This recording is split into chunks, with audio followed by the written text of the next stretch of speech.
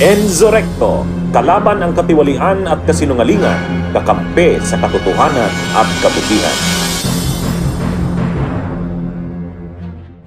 Sa ngayon mga kabunyog, ang talagang point persons, ang operator ni Cayetano ngayon, ang inaasahan niya na mag-i-execute ng kanyang mga plano. Dito sa plano niya, nababanggain na ang lahat, pati Malacanang kakalabanin na. Ang taga-execute niya niyan, dalawa, si Amy Marcos at si Marcoleta. Sa totoo lang, yan yung inaasahan ngayon ni Cayetano na magiging point person niya. Parang yan yung kanyang taga-atake. Si Marcoleta at saka si Amy Marcos. Sumasawsaw niya din si Padilla pero wala naman niyang alam eh. Ang talagang makikigit-gitan, ang talagang gagamitin niya para kasi nga ang agenda ni Cayetano banggain na lahat eh. Banggain na lahat, labanan na lahat. Sino ngayon ang taga-execute niya? Kumbaga executor. Oh, ito na si Marcoleta at saka si Amy Marcos. Yan yun. Yan yun. Makikita natin, tingnan nyo, sa June 4, sisimula na ni Marcoleta. Magpapatawag na daw ng Blue Ribbon Committee hearing. June 4, inanunsyo yan kahapon ni Cayetano. Sa June 4, may binuong subcommittee on flood control. Ibig sabihin, yung ginagawa ni Lacson na investigasyon sa flood control, si Marcoleta na ang magsasagawa.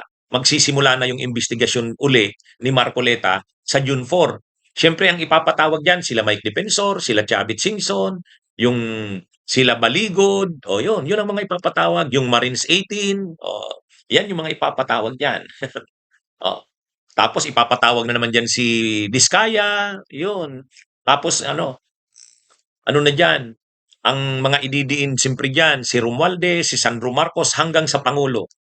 Iko-connect na nila yan sa Pangulo ng Pilipinas. Sigurado yan. Kung hindi man, itong lalo na si Sandro Marcos, anak ng Pangulo, tutuduhan na nila yan.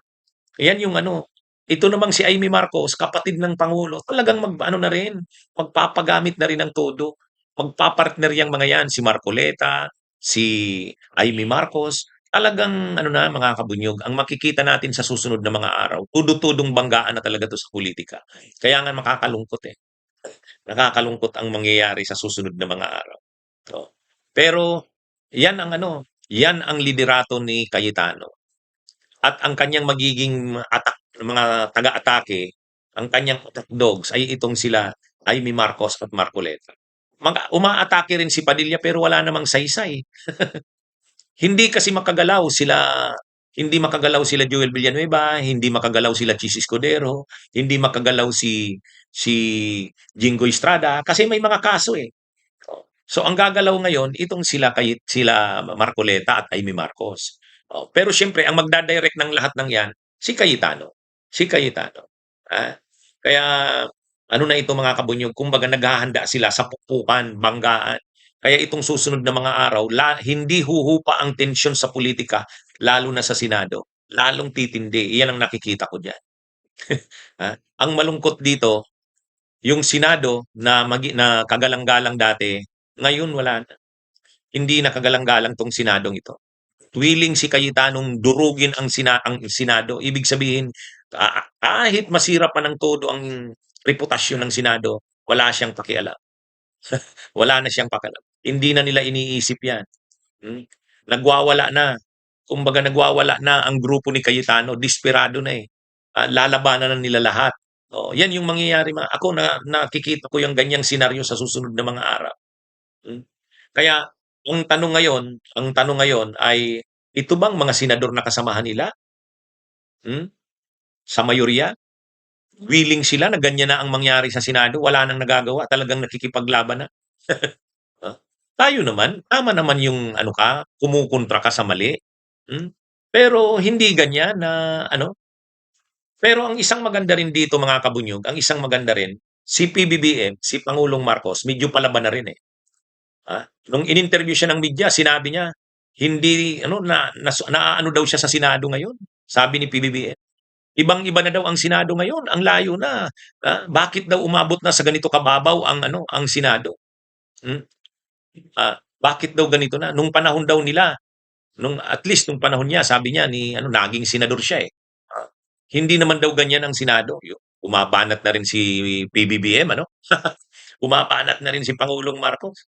At umabot pa daw sa punto na peke yung putukan. Yung galing kay Pangulong Marcos din yun. Sinabihan niya rin yung kapatid niya, si Amy Marcos. Isisanti mo yung staff mo. Nagdadala sa'yo ng fake news, nasisira ka. Mga matitindi na rin yung bira ni PBBM nung isang araw kontra sa Senado eh. Parang si ano na rin eh, parang si naturuan na yata ni Yussi Claire Castro eh. Tama yun. Actually, sa part ng Pangulong Marcos at sa part ng administrasyon, talaga dapat pumalag na, labanan na ng administrasyon itong mga pinagagawang ito. Ang administrasyon lang ang may kapangyarihan para durugin yung grupo na yan nila Cayetano. Kaya dapat gawin na yan. Gawin na yan. Tama yon. Yung mga binitiwan na mga pananalita ng Pangulo ng Pilipinas, makahulugan yon. Sabi ng Pangulo ng Pilipinas, napo-frustrate siya sa Senado ngayon. Sobra ng babaw. Buti nga hindi niya ginamit yung term na sobrang baba. Buti hindi ganun yung ginamit na term ni PBBM. Nalulungkot daw siya sa Senado ngayon kasi sobrang baba. Magagalit lalo sa kanya ngayon yan si Amy Marcos kapag sinabi niyang sobrang baba. Buti ang ginamit niya, sobrang babaw. Sabi niya sobrang babaw. Masyadong shallow na daw ang Senado ngayon. Yun, matindi yung mga statements niya na yun. Umabot na daw sa punto na ang Senado ay umiimbento na. Imaginein mo, yung putukan, peke pala. Yun. At saka si Amy Marcos, naniniwala na sa fake news. Kaya sabi niya, sisantihin mo na yung staff mo. Di ba? Kaya ito mga kabunyog? Sa tingin ko sa susunod na mga araw, ang Malacanang hindi hahayaan ng Malacanang na ganito ang mangyari sa Senado. Kasi magugulo na talaga ang bansa natin. Ang gagawin talaga ni Cayetano, habang si Cayetano ang Pangulo ng Senado, kaguluhan ang daladala. Kaya ang tawag niyan hindi Cayetano, kagulo. Kagulo. Ang mangyayari sa bansa natin, kagulo. Ano yan mga kabunyo? Ito na ang tiyang sila Marcoleta, sila Amy Marcos, wala yang pakialam katulad din yan ni Cayetano. Ano naman kung magkagulo ang Senado, ano kung magkagulo ang bansa? Laban. Ganun sila. Ay ang malungkot ngayon dahil ang kailangan ngayon ng taong bayan ay matugunan ang problema ng bayan. Pero dinadala nila Cayetano sa mga kaguluhan.